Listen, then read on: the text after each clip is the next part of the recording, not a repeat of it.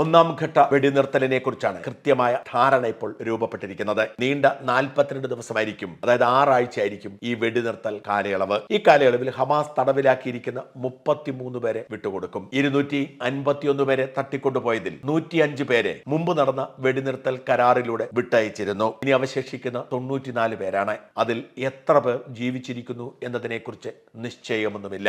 കുറഞ്ഞത് 30 പേരെങ്കിലും കൊല്ലപ്പെട്ടിരിക്കുമെന്നും ഏതാണ്ട് 60 പേരിൽ കൂടുതൽ ബാക്കിയുണ്ടാവില്ലെന്നുമാണ് കണക്കാക്കപ്പെടുന്നത്. അതിൽ പകുതി പേരെ, അതായത് 33 പേരെ ഒന്നാം ഘട്ട വെടിനിർത്തൽ കാലയളവിൽ വിട്ടയക്കും. പകരം ഇസ്രായേൽ പലപ്പോഴായി തടവിലാക്കിയിരിക്കുന്ന 2000 ഫലസ്തീനികളെ വിട്ടയക്കും എന്നാണ് കരാറ്. ഇതാണ് വാസ്തവത്തിൽ മാധ്യമം അടക്കമുള്ള SDPI അടക്കമുള്ളവർ ആഘോഷിക്കുന്നത്. 33 പേർക്ക് പകരം ഈ 2000 പേരും ഇസ്രായേൽ ജീവപര്യന്തം അടക്കമുള്ള ശിക്ഷ വിധിക്കപ്പെട്ടവരാണ് എന്നും അതുകൊണ്ട് തന്നെ ഹമാസിന്റെ വലിയ നേട്ടമാണെന്നും വിശേഷിപ്പിക്കപ്പെടുന്നു. പക്ഷെ അവർ മറന്നുപോകുന്ന ഒരു കാര്യം, ആരെ വേണമെങ്കിലും എത്ര പേരെ വേണമെങ്കിലും ഇസ്രായേൽ സേനയ്ക്ക് ഗസയിൽ നിന്നും എപ്പോൾ വേണമെങ്കിലും കസ്റ്റഡിയിൽ എടുത്തു വയ്ക്കാം എന്നതാണ്. എന്നാൽ അങ്ങനെയല്ല ഹമാസിന്റെ കാര്യം. ഹമാസിന് ജീവിതത്തിൽ ഒരിക്കൽ കിട്ടിയ സുവർണ അവസരമാണ് ഇസ്രായേലിൽ നിന്നും 251 പേരെ തട്ടിക്കൊണ്ടുപോയത്. അതേസമയം ഇസ്രായേലിന്റെ നിയന്ത്രണത്തിലാണ് ഗസ.